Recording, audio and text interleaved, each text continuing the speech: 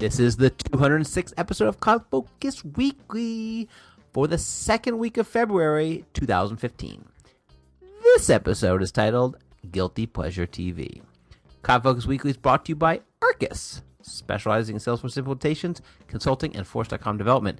Search for Arkus, A-R-K-U-S, no Q, on the App Exchange and read what our clients have to say about us.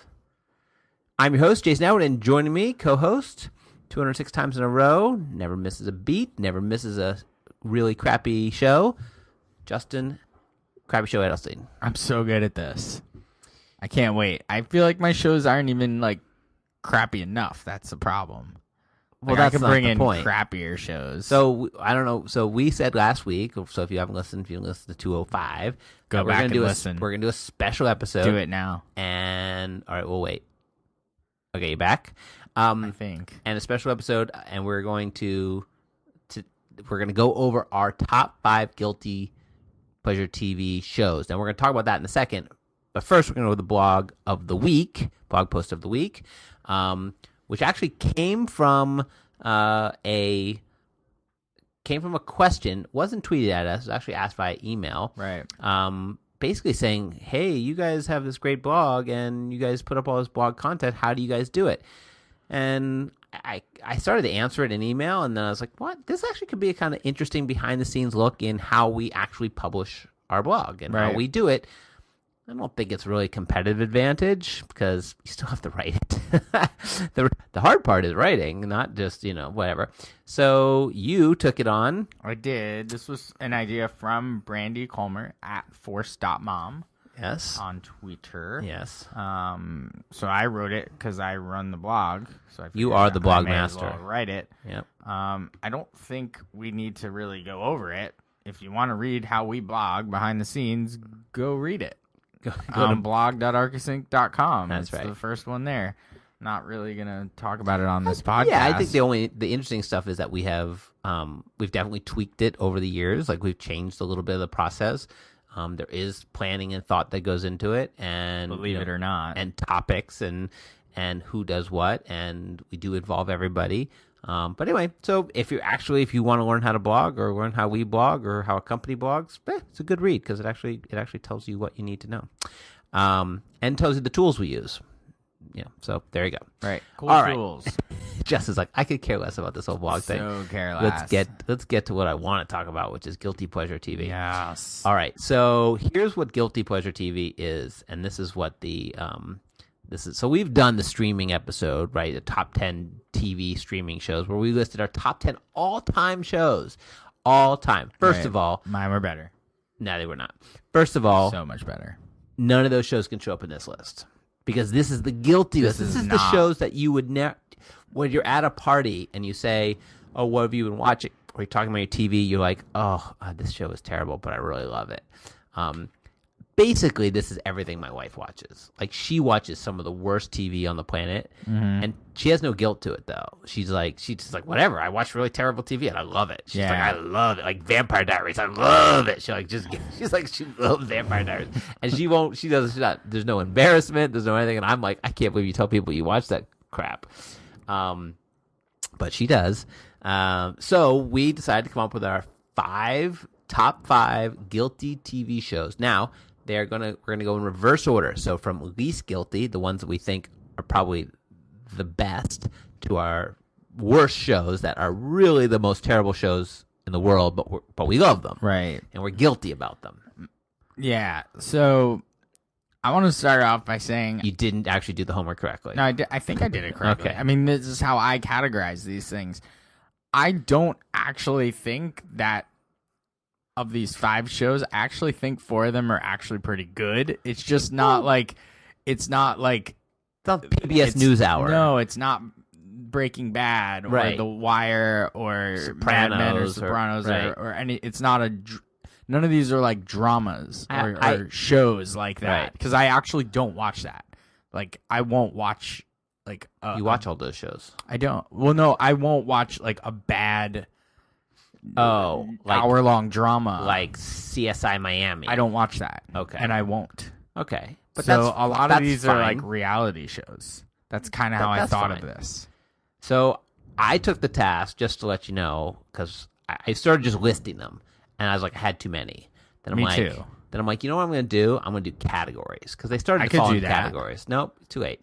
And then I sort of did 5 categories and then picked one from each category. All right. Because otherwise, why don't we start? Because there's some genres that I watch that I could just pick all 5 of the genre because they're all the same show, but they're all the guilty pleasure show. So I tried to not like have 5 of them be the same. And if any of us have a matchup one, then we get to swap in another. Perfect. And then you can have 1 extra credit. Oh, sweet.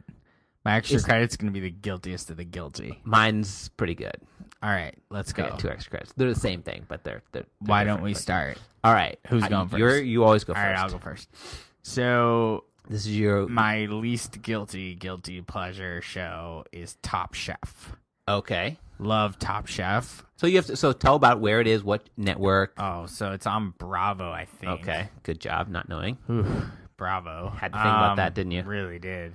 Yep. Because it's on the TiVo, it just records. I by the way, I watch none of these live. Well, then you could tell where you watch it. So put I the watch little cloud it at home into it. Maybe on the it's TiVo. Hulu or it's... No, I record this, watch it on the TiVo. So Top Chef is a competition where they have a lot of them now, like maybe 16 or so at the start. Chefs who compete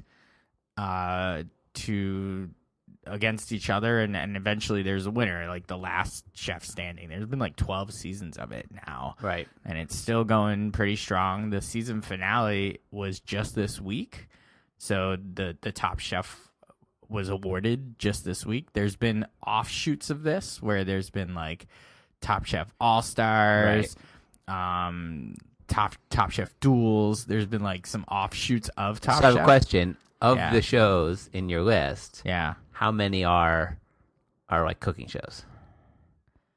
I only included this one because I am guilty. Yeah, you could have picked all of them. I'm very guilty in this area. I do really enjoy the cooking shows, and I watch them with your daughter, actually, a couple. Yes, you do. And I watch you watching it with my daughter. Yeah, that's scary. So, Top Chef. Right. And the silly fact, last week or 2 weeks ago, I went to see a show here in New York. I went to see Hedwig and the Angry Inch, and the host of Top Chef is Padma Lakshmi. Yes. Who is a model. Yes. Who is unbelievably good-looking in person. Yes. Like a model. Like, whoa, that's a just model. Watching Justin try to not like get this podcast. No, she anywhere is over a clean. She is a model. Like I was like so model. I was like, oh man, did you see how model she is? She wasn't human. It was like, wow. I've seen pictures. Forget pictures. Like being, you know. So when you see them live, I was like, oh my Lord. Mm-hmm. I mean, my wife and I were like staring at her. Okay. Anyway, because you live that lifestyle. Yeah, that's our lifestyle. So Top Chef, good show. All these shows are good, very watchable. All my shows are ranges of good, but this is my best of the worst shows. This is the show that I'm guilty about, but I'm the least guilty. Let's hear it. But you love this show too. I'm sure I do. Gold Rush. That's on my list. Oh, that was number 3 on my list. So I have to flip that out. It's my least guilty of guilty shows. It is so Gold Rush is it's on its 4th or 5th season. 4th or 5th. That's 4th about or 5th right. season. I think 4th. It's on History Channel. No, it's not. Isn't it? Nope.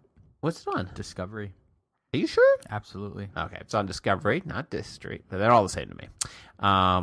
Discovery Channel. I'm gonna flip out a Discovery Channel for a Discovery Channel. You do that. So, and it started about a family going. Basically, the first premise was a family going to the Klondike to start gold mining, and they didn't know what they're doing, and and over the years, and I would say this is a show you could go back and watch the first season of and enjoy it right now, and then you could watch every season. You could watch every season, enjoy every season. They do build on each other. It is a reality show, but it's also like there is character building. There is total character building. In fact, one of the people you meet in the first season, like you see a glimpse of this guy, and then by the 4th season becomes a massive character, which is funny because it's a reality show. It's not like it's not like they planned it that way, but it just happened. Anyway, there's my favorite part of the show Actually, this is a wife favorite too. Actually, I think she likes all these shows. Yes, she does. The ingenuity and just like the process for getting the gold out of the ground and all this sort of stuff is fun. But the part of the show that's like the most fun is when one of these massive, expensive machines, these multi-$100,000 machines, has to go help another multi-$100,000 machine out, and like they just use their claw and like just pull it out of the mud. It's just the most amazing thing to watch. Go get the 410. Yeah. And then this machine pulls this machine out of the mud. Anyway, it is not a it doesn't help the brain grow in any way. No. But it is, you do learn a lot about gold and dirt and stuff. And then if you really want to go super guilty, you can watch the show called The Dirt, which is kind of the pre-show to this show, which is an interview show. So, like, if you're, like, just jonesing, and if you buy it on iTunes, which I do, actually, for some reason, it's the only show I buy on iTunes. I don't know why you do that. I don't know. Just set the TiVo, I man. just do. It comes with that. It comes with The Dirt. All right. All right, so that's mine. Number one. Number one. Or number 5. I guess we're going reverse order. My next one is Shark Tank. Wow. Shark Tank Nation. Shark Tank Nation? Is that more than a Shark Tank? That's I'm part of the Shark Tank Nation. Oh, okay. Because I enjoy Shark Tank. So what's it on? So Shark Tank is on, well, it originally airs on ABC. Okay. But CNBC has bought the syndication rights. So it's basically on like every night on CNBC. And on like Tuesdays and Wednesdays, they'll drop like 4 episodes each night of Shark Tank. And it's so funny. My wife and I we love it. We watch it together. We don't watch Gold Rush together, but we do watch Shark Tank together and Top Chef together. But we were in the Bahamas. Yes. And we're flipping through like channels or something, and all of a sudden we see Kevin O'Leary, who's one of the sharks. So the sharks are like. Why don't you explain what the show is? Well, I'm getting there. All right.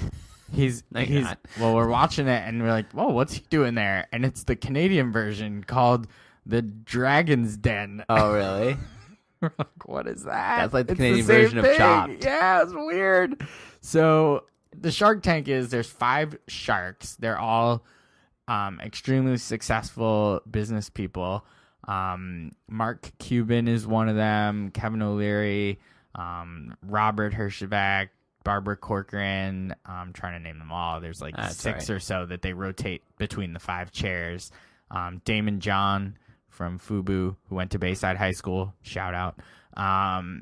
Anyway, so entrepreneurs walk into the Shark Tank and pitch. They just pitch their business. How long do they have?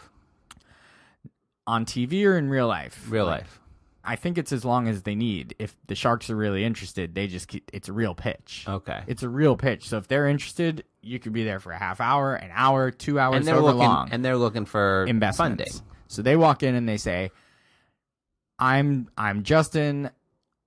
I am the owner of Justin's Hat Maker. I'm looking for $200,000 for a 20% equity stake in my business. Right. Here's what my business is. And right. They just do a presentation as they would to any venture capitalist or whatever. Right. And the sharks start asking interesting questions. And as a business owner and entrepreneur, it's very interesting to watch someone try to pick apart the valuation that they give their company, ask them about their sales, ask them about like where they sell things. Like if they're like selling a product, are they doing it online? Are they in retail? Like what retail stores are you at? Blah, blah, blah. And eventually they get into like I'm out. I don't like your idea. Right. One at a time or all, whatever. Sometimes one person likes it and they offer them a deal and they negotiate back and forth. And sometimes where it gets really fun is when more than one of them like the idea. Okay. And can more than one invest at the same time? All 5 can invest at the same time, and it's happened. So all of them like, I'll give you $100,000 for 5%. We're all teaming up. You get us all because it's such a great idea, and that happens very rarely. But it will happen more a lot of times where 2 of them will team up and say we'll give you this, and you get 2 sharks. Some of them structure their deals really interestingly, where it's like less equity, but I want a royalty or whatever. Right. So it's very interesting to see how they. That is interesting. And the companies, when you learn about them, and then you like see the product, you're like, oh, I know that from Shark Tank or whatever. It's kind of it's a really good concept because it's a very popular show. I think it's very popular, and the products get like this big bump from being on the show. So as a shark, you're kind of investing in this thing that's got all this free publicity going on because they're on the show in the first place. Oh, if you want to think about it that way from an investor standpoint, or you get laughed at because you didn't do it. Correct. All right, that's cool. This is going slow. Let's go. We gotta speed it up. We're 15 minutes in, like 4 picks. So my next one is this is from the first one from the geek category. This is from the drama category. Mm-hmm. This is a show that is one of those terrible shows that I don't know. You see the ad for it or whatever, and you just get hooked on some of the the sci-fi of it. I'm a big sci-fi guy, so like when sci-fi shows come around, I usually get hooked into them. And this is one every time I see. There's some shows when you say, "Oh, the new season of," and I'm like, "Oh, I can't wait," right? But this is one of those. Like I think, "Oh, I can't wait to see what happens." It is Falling Skies on I think it's TNT, pretty sure. And it is a sci-fi show. It's basically like every invasion movie you've ever seen, but it's a series. So instead of just it starts and ends, it's a series that goes on for multiple seasons. I think it's on its 4th or 5th season right now, and it's starring Noah Wiley, who everybody knows from was ER. So it's got like some actual people in it who are real actors. It feels like it's being limited by being on TNT because it's kind of got the TNT budget. Like, this show would be like the Rizzoli and Isles budget.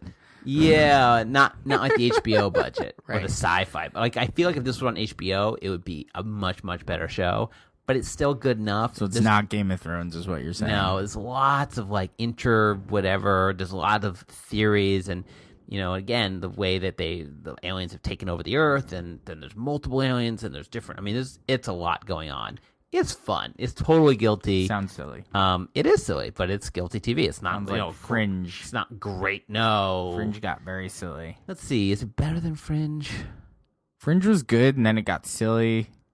No, it doesn't, because it still has this. It has the sci-fi, the really nice sci-fi aliens attacking the Earth feeling. Yeah, kill the Earth. Yeah. Aliens.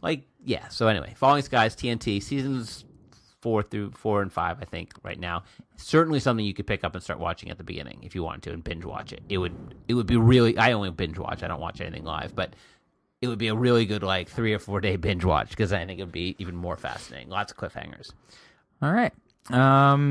Here's a show I know you watch. You turned me on to this. Yeah. Naked and Afraid. Oh, how did this not make my list? I don't know. I'm so glad it didn't, because now glad you can talk about it. So Naked and Afraid, which is such a laugher as a title. Like, I didn't watch it because of what it was called. Me neither. But then when you start watching, you're like, you guys should have called this something better. Yeah.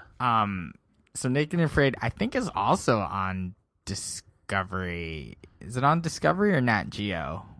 Oh, one of those. I feel like it's on Discovery Network. Anyway, we'll go with that for now. Yeah.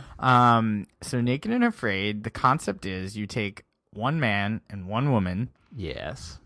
Drop them in a treacherous, dangerous situation like the Amazon rainforest or some deserted island in the middle of nowhere. Right. Or some swamp. Just a deserted area where nothing else is. And say, you basically have nothing. You are naked. Well, you have one thing. You get one thing. You have no clothing, no shoes, no underpants, no shirt, nothing. Wait, so you're literally naked? Okay, yeah. And you're afraid because you're in the middle of really, literally nowhere with nothing except the one item that they let you bring. Each. And most of the time, if the two people are smart, one person, and I don't know if they get to coordinate this before. I imagine they do because I've never seen the situation where they come with the same thing. Usually the smart ones someone brings some sort of knife or machete or a sharp thing, and the other person brings something to make fire with. unless they have some sort of fire skills, which never seems to work out. Unless they're an idiot, then they bring goggles. People bring goggles. So then I've seen people bring like some dumb stuff. Oh yeah, goggles was the worst. Goggles was pretty up there in terms of dumbness. So the whole goal is to survive for 21 days. Well, you're kind of giving away the plot point, which is that these are survivalists. Well, oh yeah, they are survivalists. Right. They're not you and Justin I and Sharon. Right. Yeah, we're not getting dropped in the middle of nowhere, and they don't know each other before they start this. No, they don't. And they're given a rating at the beginning. Correct. Their survival rating. Their PSR. Their PSR, their whatever. Personal survivor rating. We love that. And then at the end, they reevaluate. Based on how they did.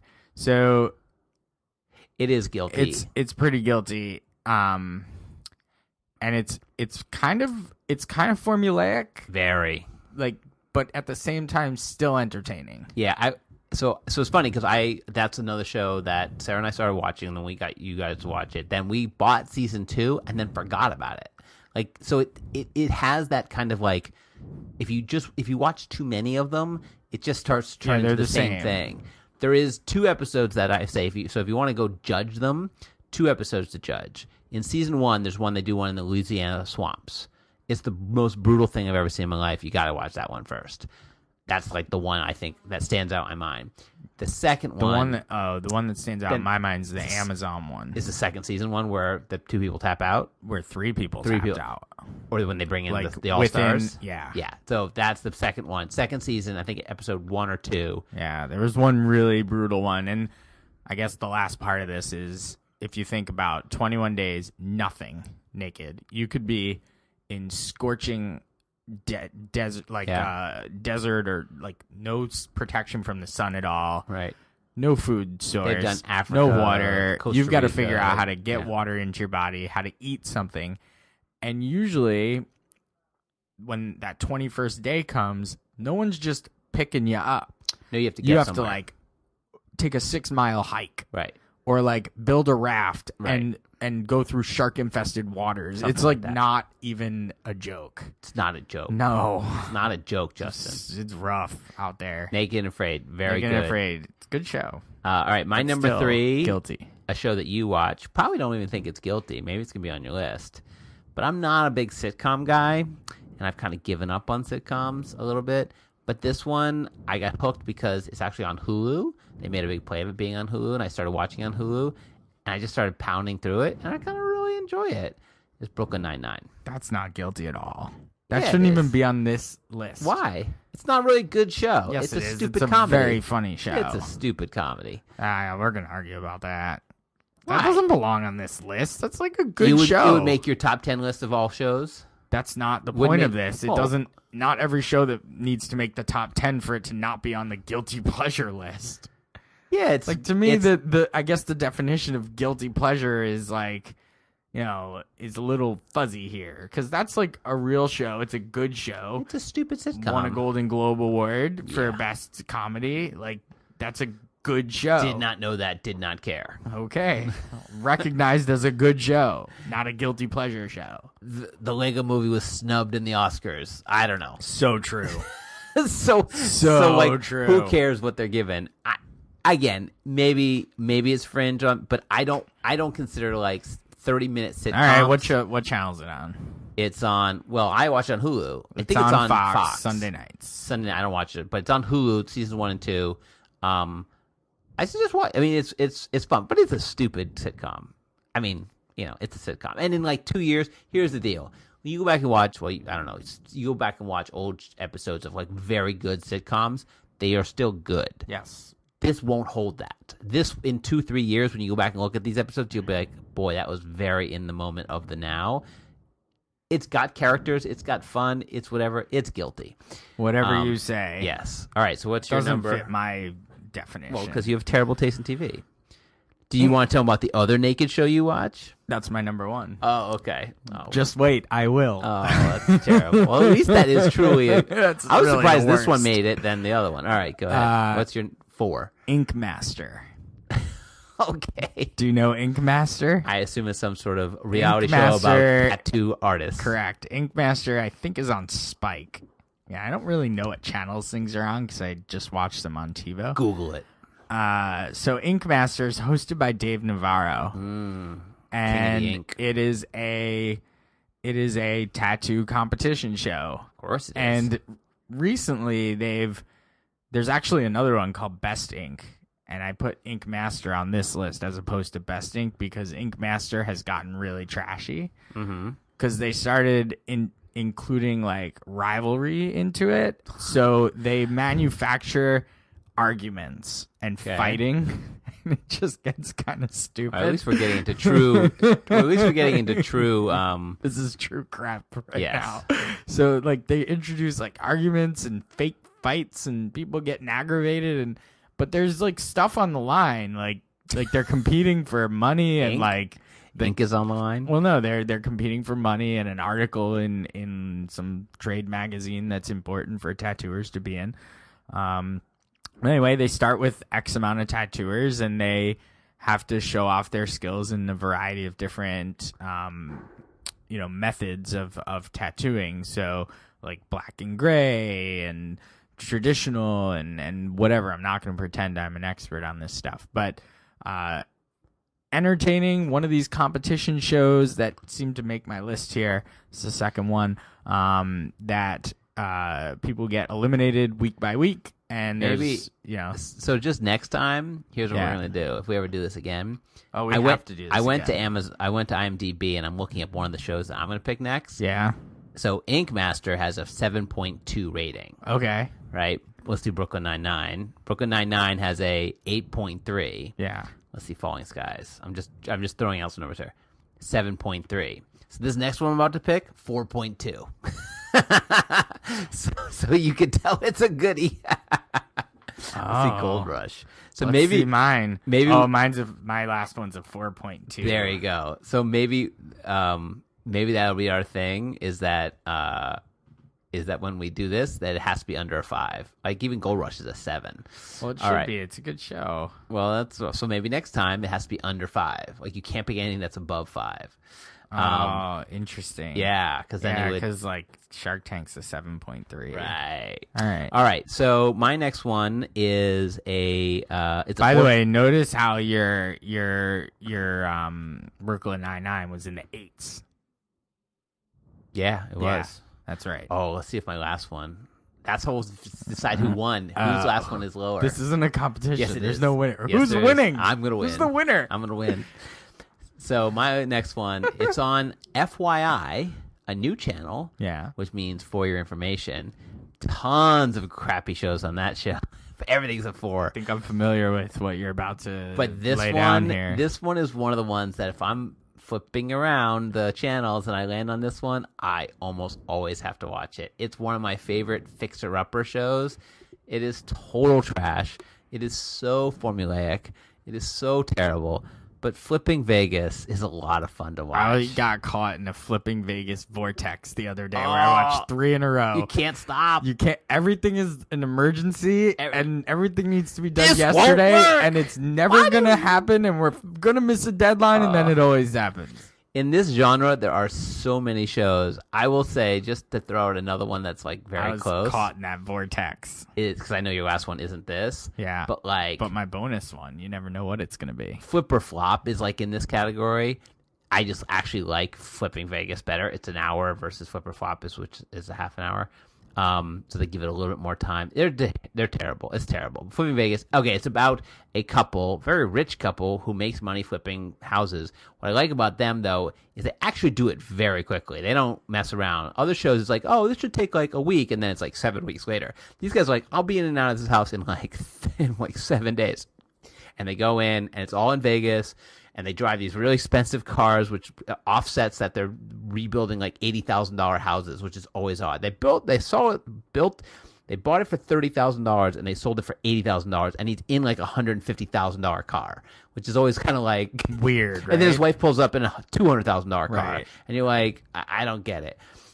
Flipping Vegas, FYI, I think there's 3 seasons of it. Unbelievably fun. If you like those flipping shows. I know there's others. I know there's Flipping Boston. I know there's others. I have not seen these. These guys are just insane. Yep. Watch that. Okay, that's my second to last. What's your last one? I already know what it is. You already know what it is. So I got caught in a marathon of this show. Oh, this is terrible. on like New Year's Day or the day after New Year's or something like that. Dating Naked on VH1. Loving these naked shows. So this is true trash. Oh yeah. So 4.2. This is really bad. It's a 4.2. So here's the premise of this show. 2 people go to this like island resort. It's the same one. And they show up and they're looking for love, and they're going to find it in the next 3 days by dating someone naked to get that boundary out of the way. I guess that's a boundary to finding love, having your clothes on. Yeah. So they show up, and in the intro, they're like, all right, are you ready to meet your dates for the first day? And they're like, yep. You're looking at them, and it's the 2 people who show up together. Okay. And they're like, all right, get naked. So they like get naked and they go off, each other. Yeah, and then they go off and they have a date. Right. They like a planned date. Like they go to the beach and they do something. Right. That night they hang out. There's like that's the whole thing of the show is that there's like a clubhouse. So there's like a pool scene and a bar, like an unlimited bar. Oh. There's naked unlimited bar, pool scene, hotel rooms. They look like models. No. Okay. They're not. They don't take unattractive people on the show though. Yeah. So they hang out that whole day and that whole night. Right. The next day, 2 new people are introduced into the mix. A new woman to date the guy, and a new guy to date the woman. Okay. And so now they have dates, not with themselves but other people. So now they're going off and doing their dates, and then at the end of the day they come back. Oh, so the new people don't come and date each other, they date the other 2. That's right. The 2 original contestants are the one people date each other, and then 2 more people. So 3 people. So 3 people total. So there ends up being 6 people, all naked. Yes. And they date each other in like one after the other. Night 1, night 2, night 3. So night 1 there's 2 people. Night 2 there's 4 people, and night 3 there's 6 people. And it's just terrible. They're competing like naked and drinking naked. And like they know the whole goal is like the original guy like has to pick one of the 3 women. Right. And the original woman has to pick one of the 3 guys. Right. And it's like, oh, I really feel a connection with so-and-so, but so-and-so and I already hooked up. Right. That's on awkward. night 2. We on already national television. Yeah, it's so bad. It's so good. It's all right. so bad. That is truly. Please try and find Dating Naked and watch like 1 episode. And if you like the 1 episode, they're all the same. So you can enjoy them all. They're formulaic. All right, so mine is this is old school, going way back. 26 seasons of this show. Is it Doctor Who? So Flipping Vegas was from my build category, by the way. This is from my reality category. I guess Gold Rush could have been reality, but I don't really consider it reality. So this is the show that my wife and I will drop almost every other show. This is the only show we watch week to week, because it doesn't really matter. It's just so terrible. Like, you don't really need to watch this at all. It's a reality show, and it's a reality show based off another couple of reality shows. So it's like it's terrible times 2. It's terrible squared. Yeah. It's the Real World Road Rule Challenge. The Real World Road Rules Challenge, which now they call it the Challenge. But they also rename them, so there's the X's, whatever. And it is a show that they take the contestants from the real world, which still airs. There's still a real world every year. That's amazing. And the road world, which they don't have anymore. Road rules, which they don't have anymore. Haven't done it for like 10, 15 years, which used to be a show, kind of real world, but on the road. They take contestants from these who have kind of become a little bit like celebrities because they're known for their being on these 2 shows, and they put them in this competition where they then basically battle it out and kick people out, go down to a final 4, depends if they're doing couples or singles or whatever. They'll pit them up with their exes. They'll put them with the person they hate the most. Mm-hmm. They'll do all this sort of stuff. They live in one big house at night, so they play the game. They play these games against each other during the day, where they're trying to like kick each other out. And then at night, they're all in the same house, packed in there with alcohol and whatever, and mostly naked. So it's the same show. and they've all dated, and they've all known each other forever, and some of them have lived together. It is a total bleep show. It is terrible, but it is so entertaining. So you know how I really enjoy Bill Simmons, the sports guy? Yes. So he has his podcast, The BS Report, and he has like his reality TV expert, Dave Jacoby. Yeah. And they call the Real World Road Rules Challenge America's fifth professional team sport, or like America's fifth sport, or whatever, professional sport. And they're like the real world is like the feeder system, like college sports, to the challenge, which is the professional sport. Sometimes they'll do, like 4 years ago, they did a rookies or fresh meat, where they brought in a whole new set of people that had nothing to do with it, just these people off the street, fresh meat, and then they brought them in, and then like. The thing about it that's interesting, it's yes, there's the challenges, yes, there's the whatever, yes, there's the host that's always there, TJ Langland or whatever is a skater. The thing that's fun is that these characters, unlike most reality like game shows, like You're Naked and Afraid, what happens if Naked and Afraid was the people coming back over and over again? So you got to know them as they did these challenges. So it's you get to know the characters not only on air, but then you know about them off air and what they do, and then over years. So maybe you saw their season, but then they were on last time and they had that big fight. So it's like there is actual character development, which is terrible to say, but there is actual character. So then when they show the cast, Sarah and I get all nuts. We're like, oh, she's back, and oh, look at he, or oh, Bananas is back, and like you have your favorites who you're kind of rooting for. It is so close to The Running Man. It just should be The Running Man. But anyway, terrible show. It is the thing. Like this was the easiest one to fake. It's the first one off my list. Like when I even thought of this, it was the first one popped in my head. It's like that's the most guilty show that I try not to tell anybody. It's America's fifth professional sport, because it almost kills brain cells just even talking about it. So do we want to do bonuses? So let's do a couple bonuses. Well, I have two. They're weird, but I can do some guilty. Quick bonuses. All right, quick bonuses. $1 Million Listing. Okay, Love them, all of them. New York, LA, even the Miami one, which wasn't that great, but I really enjoy $1 Million Listing. Okay. I'm gonna pick one that is it's a double. I'm picking 2 YouTube channels. These and I'm telling you right now, do not go watch these unless you have the time in your life to do this. This is a time suck, and if you start, you won't stop. So be warned. One is called the YouTube is called Screen Junkies, and they do a series called Honest Trailers. I think I've talked about this before. I've watched them. They are absolutely hysterical. They're like 3 to 4 minutes, and they do like a trailer for the movie that's out, but they do it like honestly, and there's a voiceover, and they make fun of the movie while they do it. Absolutely hysterical. You just get caught because you watch one, then you watch another one, you just keep going. It's insane. They do TV shows sometimes. The second one, which is even better, is called Cinema Sins. And they do a series called Everything Wrong With, the name of the show, movie, whatever, in 10 minutes or less, or 15 minutes or less. I've seen those two. They are hysterical. I watched the one for Showgirls this morning. I was researching. Were you preparing? I was preparing. Well, there's Showgirls, it was 21 minutes long. That's how wrong it had. And it was how many things they had like 209 things wrong. Yeah, that's kind of funny. And the guy does this overlay as he talks about it, and you can read it because he really talks fast. And they do little clips of the movie. It is hysterical. And they do a sin counter. They count how many sins there are in the movie.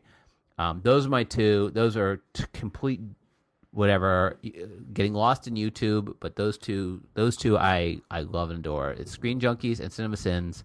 Go check them out. All right. That's it. Yeah. All right. Well, we want another. I mean, no, I could throw another really bad one out there. No. All right. Give me. No, we'll leave them up. Could you leave them for another? Yeah. I will say the one show that you and I found that we were show brothers on that we didn't even know. Yeah. Was our love of Tiny House Nation. Tiny House Nation and Tiny House Hunters. And Tiny House Hunters. Yeah. We love tiny houses. There's another one called Tiny House Builders. Have you watched that one? I don't think so. Ooh, I have a tiny house. Yeah, you got a tiny house on Tiny me. House Builders.